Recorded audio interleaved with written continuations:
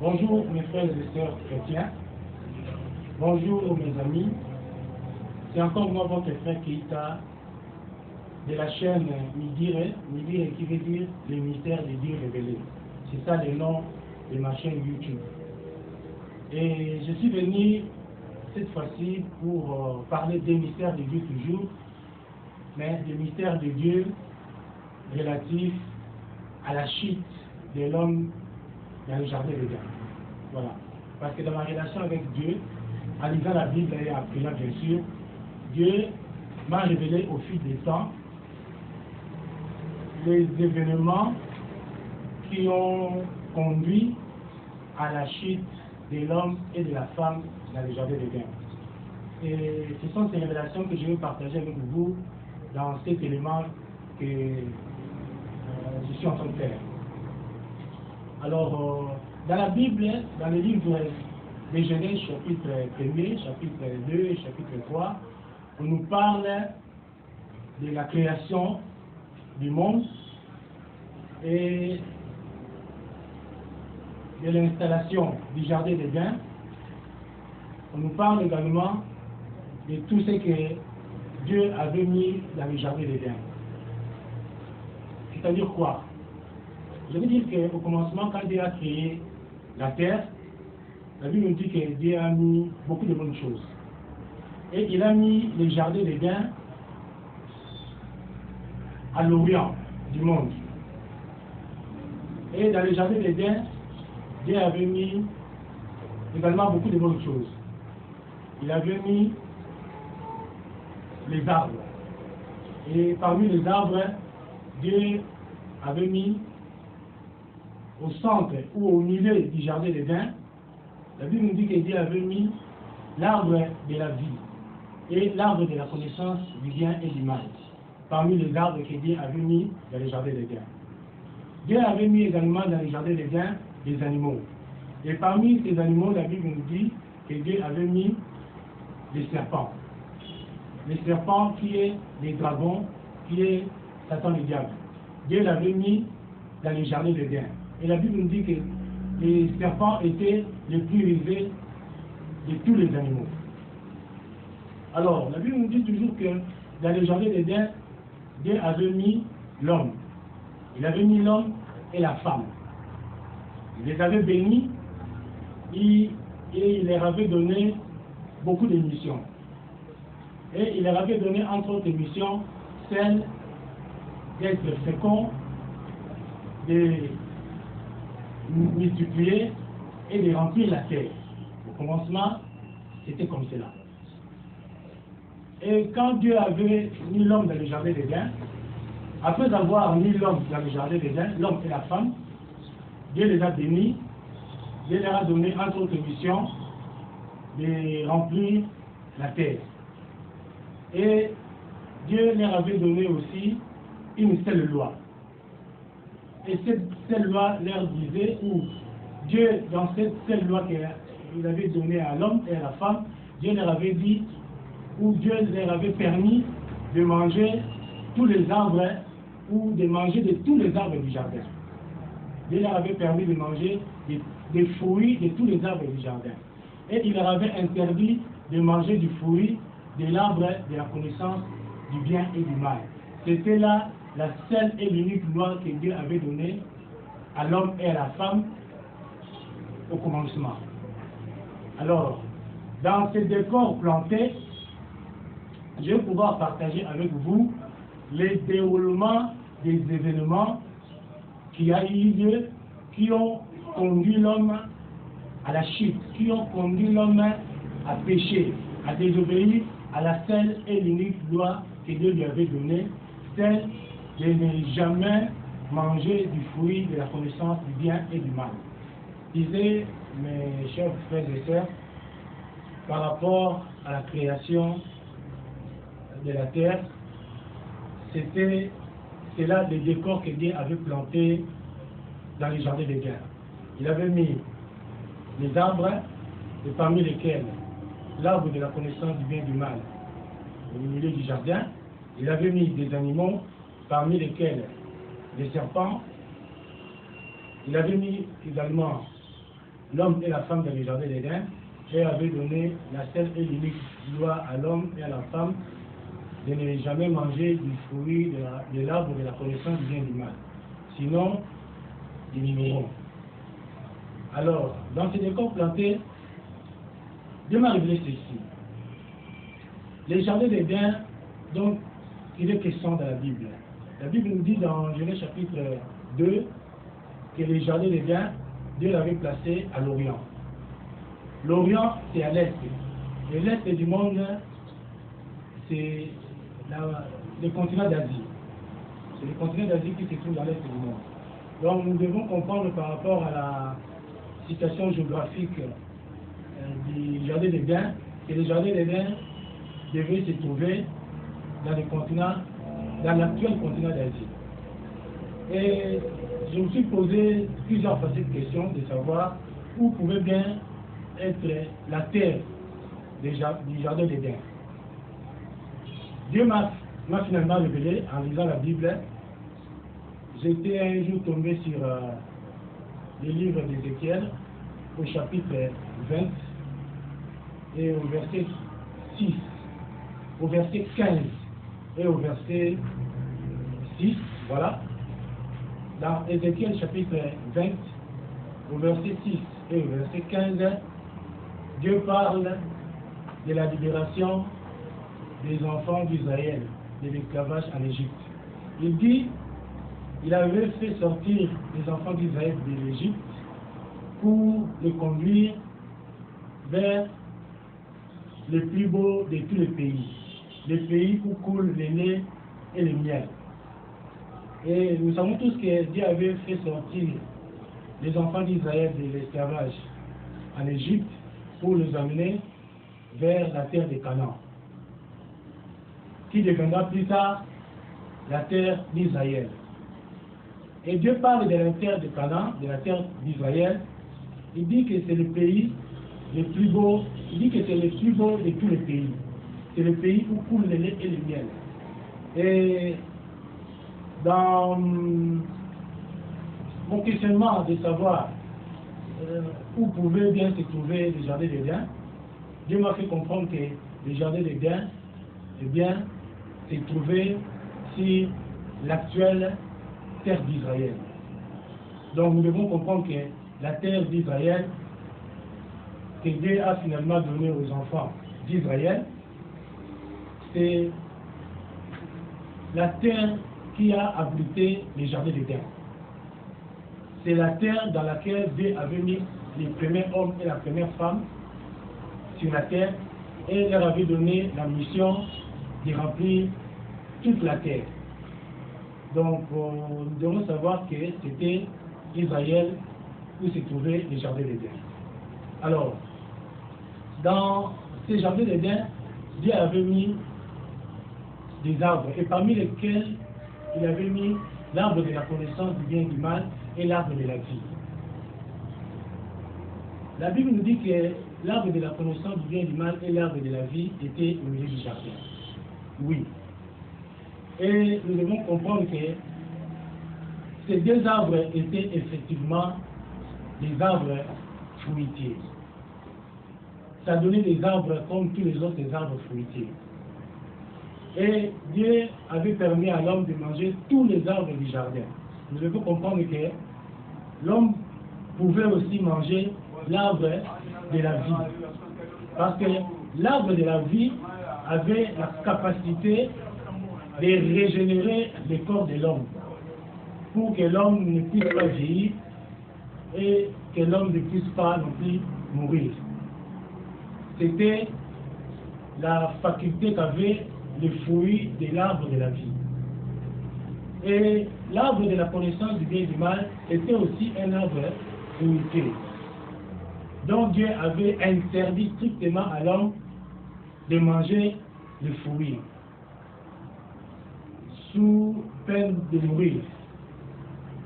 Alors, l'homme qui était dans le jardin d'Éden avait la latitude de tout faire, de manger du fruit de l'arbre de la vie pour continuer à être en vie, parce que, comme je l'ai dit, ces fruits-là, mes frères et sœurs, mes amis, que les deux arbres qui étaient au milieu du jardin, c'est-à-dire l'arbre de la connaissance du bien et du mal et l'arbre de la vie, étaient effectivement des arbres fruitiers.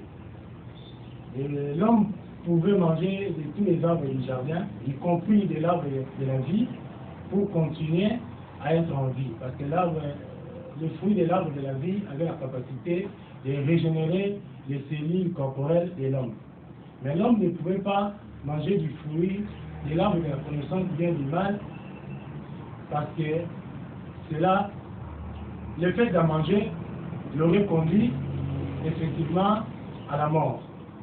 Alors, concernant les deux arbres qui étaient au milieu du jardin, c'est-à-dire l'arbre de la vie et l'arbre de la connaissance du bien et du mal, nous devons savoir avec précision que, en lisant les livres de la Genèse, au chapitre 2 ou au chapitre 3, nous devons comprendre que les deux arbres n'étaient en réalité qu'un seul arbre. Il y avait en réalité un seul arbre au milieu du jardin. Et cet arbre-là était différent de tous les autres arbres qui étaient dans les jardins. Cet arbre-là avait la faculté de changer selon l'état de Dieu. Je veux dire quoi par là? Je veux dire que il n'y avait au milieu du jardin qu'un seul arbre qui tantôt était dans la nature de l'arbre de la vie. Et quand cet arbre-là qui était au milieu du jardin s'est changé en l'arbre de la vie, l'homme pouvait en manger les fruits pour continuer à avoir la vie. Parce que ces fruits-là, comme je l'ai dit, avaient la faculté de changer ou de régénérer les cellules corporelles de l'homme. Mais quand ce même arbre s'est changé en l'arbre de la connaissance du bien et du mal, l'homme devait s'en éloigner pour ne pas toucher à son fruit et pour ne pas manger de son fruit. Sinon, il allait mourir. Donc, au milieu du jardin, c'est ce que Dieu m'a révélé en lisant la Bible, dans Genèse chapitre 2, Genèse chapitre 3, au milieu du jardin, il n'y avait en réalité qu'un seul arbre, qui était un arbre différent de tous les autres arbres. C'était un arbre mystique, je dirais, et qui tantôt prenait la nature de l'arbre de la vie, et tantôt prenait la nature de l'arbre de la connaissance du bien et du mal. Voilà, pour ce qui est de l'arbre. Alors, pour ce qui est des animaux que Dieu avait mis dans les jardins d'Éden, la Bible nous dit que Dieu avait mis les serpents dans les jardins d'Éden. Et les serpents qui étaient dans les jardins d'Éden étaient les plus rusés de tous les animaux des champs qui étaient dans les jardins. Et dans Apocalypse chapitre 12 et dans Apocalypse chapitre 20, on nous dit que les serpents qui étaient dans le jardin d'Éden, la Bible l'appelle dans ces deux différents chapitres d'Apocalypse, les dragons, les serpents anciens, Satan et diable. Donc nous devons comprendre que les serpents qui étaient dans le jardin d'Éden, les plus risés de tous les animaux du champ, c'était les dragons, c'était les serpents originels, lui, c'était bien lui, et c'était Satan. Alors, les dragons, ça c'est Dieu qui m'a révélé, et je le partage avec vous. Les serpents anciens, les serpents originels, les dragons qui étaient dans le jardin d'Éden, physiquement, il est constitué de deux bras, les dragons à deux mains, les dragons à deux jambes et deux pieds, les dragons, les serpents anciens, les serpents originels. Il a une queue, il porte deux ailes, parce qu'on l'appelle aussi les serpents volants. Les serpents anciens qui étaient dans le jardin d'Éden, qui est le dragon, il a aussi un pénis. il a un sexe d'homme. Voilà la constitution physique du serpent originel qui était dans le jardin d'Éden, les plus élevés de tous les animaux. Les serpents, ces serpents-là, c'est les dragons, c'est Satan le diable. Il a 2 bras, il a 2 mains, il a 2 pieds, il a une queue, il a 2 ailes, il vole parce qu'on l'appelle les serpents volants. Il a aussi un pénis. Et son pénis était viril, voilà, c'est-à-dire il bandait. Voilà les cadres dans lesquels Dieu avait mis l'homme. Et l'homme et la femme, au début dans le jardin d'Éden, n'avaient pas les désirs de la chair, comme ils l'ont présentement.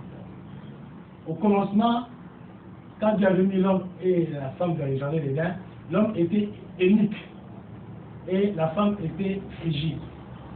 L'homme était unique, ça veut dire quoi? Un eunuque, c'est un homme qui ne peut pas prendre de femme, qui ne peut pas faire d'enfant, parce qu'il n'a pas de virilité.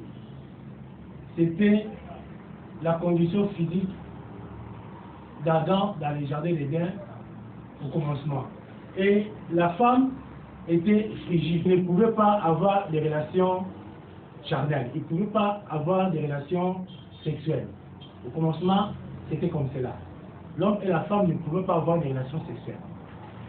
Ils étaient impossibles, ils étaient plutôt incapables d'avoir des relations sexuelles. Ils étaient dans l'incapacité d'avoir des relations sexuelles parce que l'homme était unique et la femme était frigide.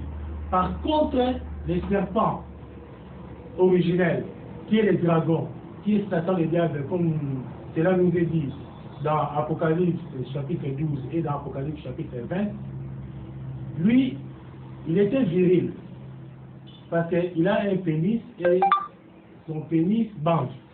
Voilà. Alors, les serpents avaient finalement séduit la femme. Et il a fait manger à la femme le fruit de l'arbre de la connaissance du bien et du mal. Quand la femme a mangé le fruit de l'arbre de la connaissance du bien et du mal, son mental avait changé. Sa psychologie avait changé. Et même son esprit avait changé. Et même son corps physiquement avait changé. Je veux dire quoi? La femme avait cessé, après avoir mangé du fruit de l'arbre de la connaissance du bien et du mal, la femme avait cessé d'être frigide. La femme était devenue en chaleur. Et la femme avait commencé à ressentir ce que les femmes ressentent envers les hommes. Et après avoir fait manger à la femme le fruit de l'arbre de la connaissance du bien et du mal, et que le fruit, ce fruit-là, a changé la nature de la femme, a changé la nature physique de la femme est devenue en chaleur, c'est alors que le serpent a couché avec la femme. Le serpent a eu des relations sexuelles avec la femme. Et c'est ainsi que la semence de Caïn était entrée dans la femme. Parce que Caïn n'est pas le fils d'Adam. La Bible appelle Caïn le fils du malin. C'est-à-dire le fils du serpent, le fils de Satan. Et la femme, après avoir mangé du fruit de l'arbre de la connaissance du bien et du mal, et après être passée de l'état de fragilité en état de chaleur, et après avoir couché avec les serpents, la femme à son tour est allée séduire l'homme, comme les serpents l'avaient séduit. La femme à son tour est allée séduire l'homme. Et l'homme, après avoir mangé du fruit de la connaissance du bien et du mal, l'homme a commencé à bander. C'est-à-dire l'homme est devenu viril. Voilà. L'homme est passé de l'état d'eunuque en état de viril. Et l'homme a commencé à bander. Et c'est ainsi que la femme a eu des relations sexuelles avec l'homme. Et par là, la semence d'Abel était entrée. Voilà. Donc, nous devons comprendre que ça, ce sont les révélations que Dieu m'a faites. Et je suis en train de le partager avec vous qui me suivez dans cette vidéo. Nous devons comprendre que, à la lumière de toutes ces révélations, que Caïn et Abel étaient des jumeaux. Et ils étaient des jumeaux de pères différents. Caïn était venu de la sémence du serpent, qui est les dragons. Et je vous l'ai dit comment ces dragons ou ces serpents originels est constitué, parce que nous le verrons au jugement dernier, les serpents anciens, qui est dragon, qui est Satan, le diable, nous le verrons au jugement dernier, parce que lui également il passera au jugement. Et Abel était sorti ou était venu de la semence d'Adam. C'est ce que nous devons comprendre. Caïn et Abel étaient des jumeaux, des pères différents. Voilà. Alors, ce sont là les révélations que Dieu m'a faites selon ou relatives au déroulement des événements qui ont conduit l'homme à la chute dans les jardins d'Éden. Alors beaucoup se demanderont comment est-ce que l'homme et la femme n'avaient pas de désir charnel, comment est-ce que Adam était unique et que Ève était frigide et qu'il ne pouvait pas avoir des relations sexuelles au début, dans les jardins d'Éden, c'était comme ça. Alors beaucoup se demanderont comment est-ce que Dieu leur avait dit d'être fécond, de multiplier et de remplir la terre, s'ils ne pouvaient pas avoir des relations sexuelles. Oui. Au commencement, l'homme et la femme ne pouvaient pas avoir des relations sexuelles. Parce que l'homme était unique, la femme était frigide. Et que Dieu leur avait donné, entre autres missions, d'être fécond, de multiplier et de remplir la terre. Cela ne devait pas avoir lieu par des relations sexuelles. Non. C'est Satan, c'est les serpents anciens, les serpents originels, qui est les dragons, qui est Satan le diable, qui a appris à l'homme et à la femme d'avoir des relations sexuelles. Après leur avoir fait manger du fruit de l'arbre de la connaissance du bien et du mal. D'être fécond, de multiplier, de remplir la terre, ça n'allait pas être par des relations sexuelles. C'est le serpent qui est les dragons, qui est Satan le diable, comme nous dit la Bible, c'est lui qui a conduit Adam et Ève à avoir des relations sexuelles, après leur avoir fait manger du fruit de la connaissance du bien et du mal. C'est vrai que Dieu avait dit à Adam et Ève plutôt d'être fécond, de remplir la terre, de multiplier, de remplir la terre. Ça n'allait pas être par des voies sexuelles. Ça allait être parce que Dieu nous montre ou Dieu nous fait voir quand il vient parler à la femme. C'est dans Luc chapitre 1. L'ange Gabriel vient vers la femme c'est Marie, il vient vers la femme de la part de Dieu, lui parler du plan de Dieu, lui dire des paroles venant de Dieu. Et ces paroles qui venaient de la bouche de Dieu étaient des paroles puissantes qui étaient sorties de la bouche de Dieu. Et la femme, par la foi, avait cru ces paroles, et ces paroles qui étaient sorties de la bouche de Dieu avaient accompli l'objectif pour lequel elles étaient sorties de la bouche de Dieu. Et 9 mois plus tard, la femme avait conçu par la parole de Dieu. Donc, c'est comme ça que Dieu allait finalement montrer à l'homme et à la femme la manière d'être fécond, de multiplier et de remplir la terre. Ça n'allait pas être par des voies sexuelles. Les voies sexuelles, c'est Satan, c'est les serpents, les dragons, qui a appris cela à l'homme et à la femme. Mais quant au plan merveilleux de Dieu, du début, Dieu allait finalement montrer à l'homme et à la femme la voie parfaite par laquelle ils allaient être féconds, ils allaient multiplier et ils allaient remplir la terre. Ça allait être par la parole. Donc, au vu de tous ces récits que nous venons de suivre, nous devons comprendre que c'est les serpents anciens, les serpents originels, les dragons, c'est-à-dire Satan, qui est venu pour circuiter le déroulement du plan merveilleux de Dieu. Il a fait introduire les relations sexuelles dans l'espèce humaine, qui sont venues à cause du péché, du fait que l'homme avait mangé du fruit de l'arbre de la connaissance du bien et du mal, et cela a amené la punition que Dieu avait promise à l'homme. Parce que Dieu avait prévenu l'homme au début.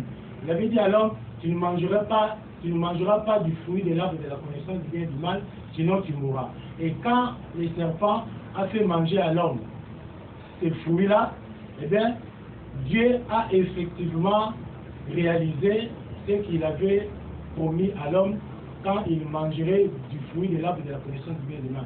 Qu'est-ce que je veux dire par là? C'est que le mal est entré dans la vie de l'homme.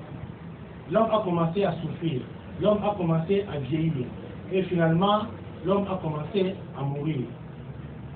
Tout à fait comme Dieu avait promis cela à l'homme. Et Dieu, dans son amour pour l'homme, il n'a pas laissé l'homme dans cet état de souffrance. Il n'a pas laissé l'homme dans cet état de vieillissement. Il n'a pas voulu laisser l'homme dans cet état d'homme mortel. Il est descendu par son Fils Jésus-Christ pour ramener l'homme à la case d'origine. C'est ce que Jésus-Christ est venu faire. C'est ce que Jésus-Christ a commencé à faire quand il est mort à la croix. Je parle ici de la rédemption. C'est le processus qui nous ramène à la case de départ. C'est le processus que Dieu a établi, voilà, c'est le processus que Dieu a établi pour ramener l'homme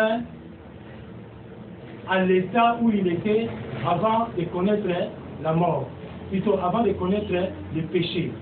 Et ce processus-là est appelé la rédemption. La rédemption qui veut dire le retour à la vie d'origine. Et c'est ce que Jésus-Christ est venu réaliser, ou c'est ce que Dieu réalise dans la vie de l'homme par Jésus-Christ. Et ce processus-là a commencé quand Jésus-Christ a dit « tout est accompli à la croix ». Quand Jésus-Christ est mort à la croix, c'est alors que le processus de la rédemption a commencé. Et nous sommes jusqu'à présentement, nous sommes jusqu'à aujourd'hui dans le processus de la rédemption. Et ce processus-là a commencé à la mort de Jésus à la croix.